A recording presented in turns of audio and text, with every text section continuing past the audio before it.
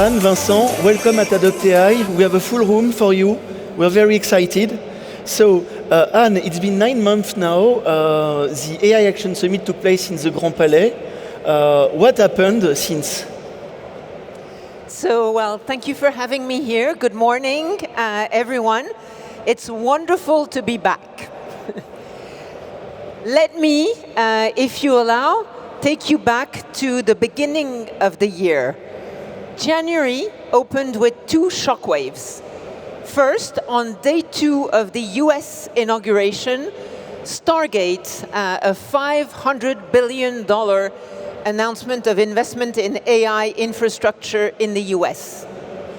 And then a few days later, DeepSeek, the Chinese model, arguably developed for $6 million, sent shockwaves because it showed that it's possible to do things far less expensively and in a way that's much more nimble.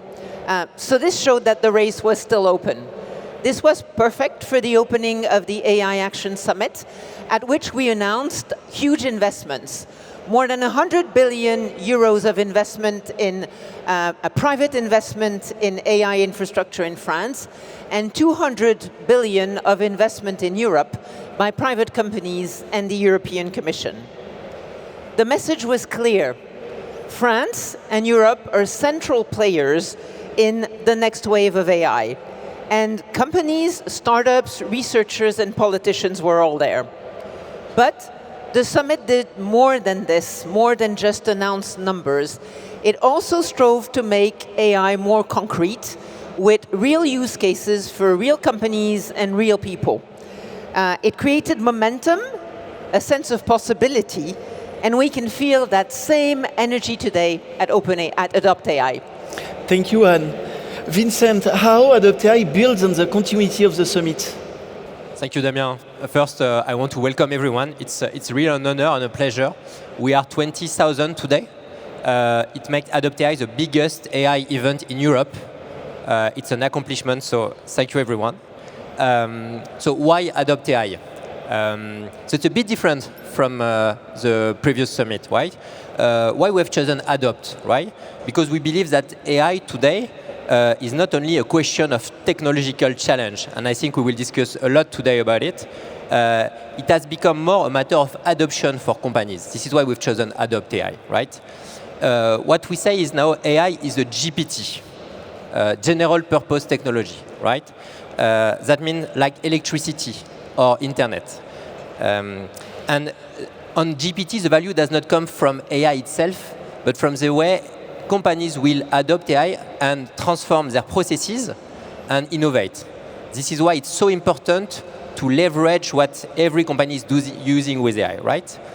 What we learned since ChatGPT came out is adoption is a journey. It's not something you can plug and play. You need to work, you need to train people, you need to adapt your processes and transform your organization. And this requires time. That's why today we are so excited to have every one of you today with all the testimonials, and we hope to learn a lot about it today. Thanks, Vincent. Anne, in your perspective, what are the key challenges for AI adoption? I believe successful adoption really rests on one thing: trust. Western economies, France, Germany, Europe, the US, are where people tend to be more anxious about AI. In contrary, India, Indonesia, China are much more speedy at adoption. Our fears about AI used to be broad and almost science fiction-like. I remember talking about that at the AI Action Summit. Now they're more focused. They're focused, I believe, on 2 main things. One on democracy and misinformation, and there are real risks there. And the other one is on the risk for work and jobs. We must acknowledge these fears. We must listen to them to foster adoption. Because adoption, I believe, is a 3-part equation. It's about technology, and technology now is here more and more, even if innovation is continuing. It also rests on use cases, and they can be developed bottoms up and tops down. but also it rests on people. And this is the hardest and the most essential part of adoption. This is why I believe individual adoption of AI is very high. It is very high for all of us in our private lives. It's also high for private usage in companies. We call this shadow AI. But it's more complicated to have general adoption in companies. You all know this here. And this is why we need to have events like this one. Scaling requires training. It requires social dialogue. It requires strong leadership engagement of CEOs of companies like all of your companies. And it requires also taking care of people whose jobs will change.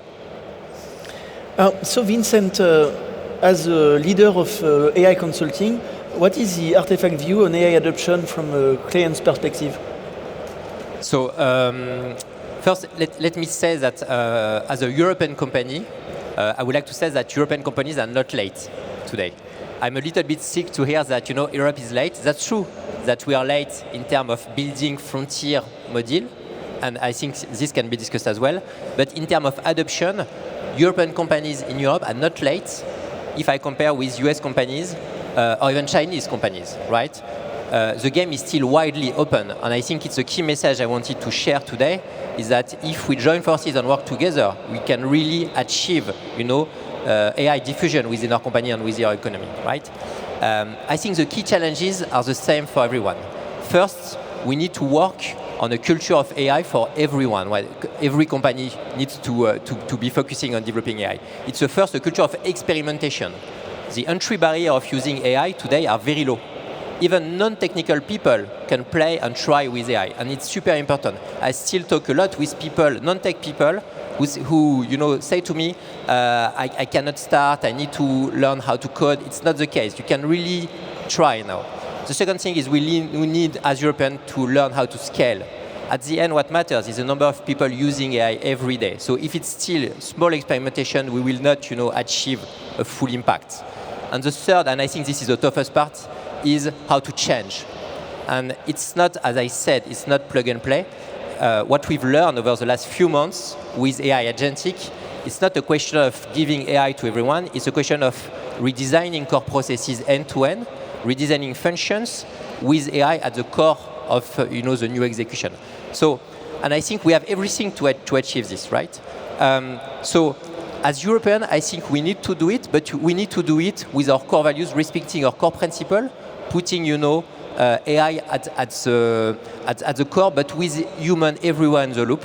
And I think it's something we wanted to share today, that we can accelerate, we can be very fast, but we need to keep our European values. And today, as a launch of Adopt AI, we've published a manifesto on the Adopt AI website, encouraging a smart, a good adoption of AI for the good of our economy, but respecting our European values. And I'm sure you are aligned with us, so please engage and sign if you're interested. Yeah, very important to sign the manifesto online for all the decision makers who want. So we have 1 minute to conclude. Anne, what are your expectations? And Vincent, what do you expect as organizer? Well, first, I think Adopt AI is looking at adoption sector by sector, and that's exactly what we need. There's a societal dimension to adoption, I mentioned it, but there's also a very real economic one. And AI is one of the few levers that can help us increase productivity, and productivity is what we need to maintain our social protection model. But AI must augment and not just replace tasks and jobs. Automation will replace repetitive tasks, but AI also strengthens companies, improves customer service, and drives growth. In 2024, Philippe Aguillon, our next speaker, and I co-chaired a report for the AI Commission put in place by the government.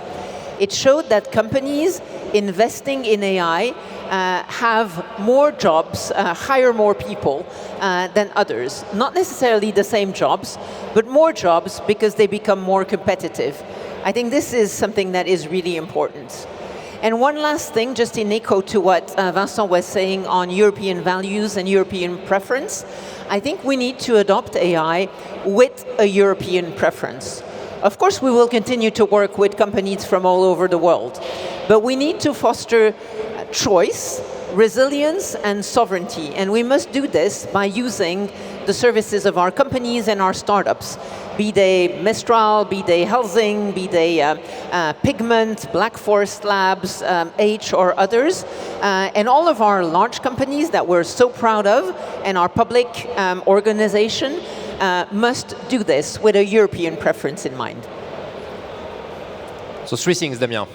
First, learning, as we said, it's super important to learn, how people deploy AI within their companies, because there is no silver bullet. You need to work step by step, and I think today we learn a lot. Second thing, I think working.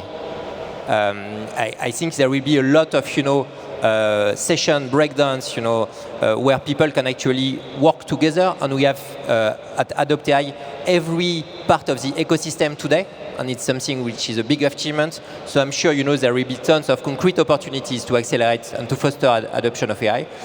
And third, I would say a sense of pride, especially for European companies, as you can see that with all the testimonials, all the big announcements we'll have today, I'm sure we can be proud of everything we do, and I hope we will share this today with you. Thank you very much, Vincent. Thank you very much, Anne.